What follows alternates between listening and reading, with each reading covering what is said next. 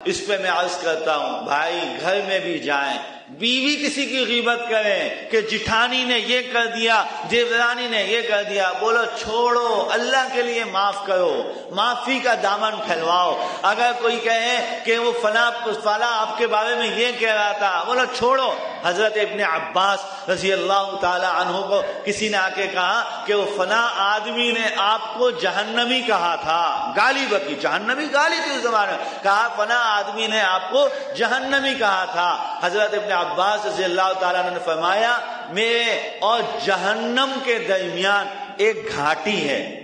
میرے اور جہنم کے درمیان ایک گھاٹی ہے، اگر اس گھاٹی کو صحیح عبور کر لیا اور جنت میں چلا گیا تو مجھے اس کے جہنمی کہنے سے کوئی نقصان نہیں ہے، اور اگر میں نے اس گھاٹی کو صحیح عبور نہ کیا اور میں جہنم میں چلا گیا تو وہ آدمی سچا ہے، پھر میں اس کو کیا بگاڑ سکتا ہوں۔ اور کہا وہ گھاٹی ہے موت کی گھاٹی، موت آئے گی تو پتہ چلے گا کہ میں جنت میں گیا کہ جہنم میں گیا۔ اگر موت کی گھاٹی سے گزرنے کے بعد مجھے جنت مل گئی تو یہ آدمی لاکھ دفعہ جہنمی کہتا رہے، مجھے کوئی نقصان نہیں ہے، اور موت سے گزرنے کے بعد میں اگر جہنم میں چلا گیا تو یہ آدمی سچا ہے، میں اس کو کیا کہہ سکتا ہوں۔ میرے محترم اپنا دل وسیع کریں، اپنا ظرف وسیع کریں، اور اپنے اندر یہ چیز لائیں کہ معافی تلافی۔ اور جو یہ بات عرض کر رہا ہوں، یہ بات واضح کر کے عرض کر رہا ہوں کہ جو سوشل میڈیا،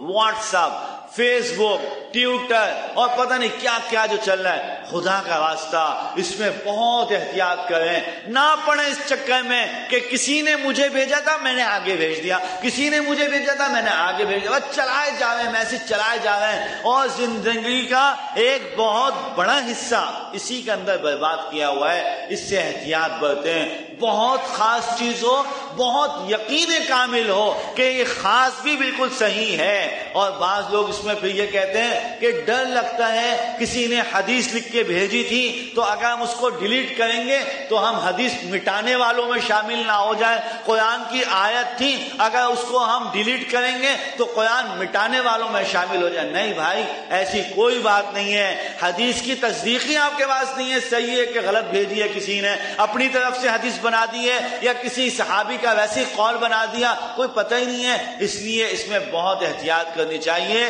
اس میں اچھی تو اچھی ہیں، چلو اس میں بھی ہے، میں جس کو حدیث اور قرآن کی آیات ہوں اس میں بھی کہہ ہوں احتیاط ہونی چاہیے۔ تو پھر جو ایک دوسرے کی ذات پہ متعلق ہوتی ہیں، وزیر اعظم نے یہ کر دیا، فلاں نے یہ کر دیا، فلاں نے یہ کر دیا، اور لوگ خامیاں تلاش کرنے کے اوپر لگے ہوئے ہیں۔ کل ایک صاحب نے مجھے ایک ویڈیو بھیجی، ایک مشہور آدمی ہے پاکستان کے، وہ کہیں بیٹھے ہوئے ہیں، انہوں نے منہ میں نسوار رکھی، کسی نے اس کی ویڈیو بنا کے بھیجی، رات ہی کی بات۔ پھر میں نے ان کو فوراً جواب بھیجا، میں نے بولا اس سے آپ کو کتنا ثواب مل رہا ہے؟ اگر یہ نسوار رکھنا ایک تو کوئی اتنا برا کام نہیں ہے، بھئی معاشرے کے اندر ایک قوم ہے پوری جو نسوار رکھتے ہیں، اور جس طرح ایک قوم ہے پوری جو پان کھاتی ہے، ایک قوم ہے پوری جو بیڑی پیتی ہے اور سگریٹ پیتی ہے، یہ کوئی ناجائز حرام کام نہیں ہے، لیکن کسی آدمی کی عزت اور اس کے مرتبے کے اوپر مذاق اڑانے والی بات ہے۔ میں نے نیچے لکھ کے بھیجا اس چیز سے آپ کو کتنا ثواب ملا؟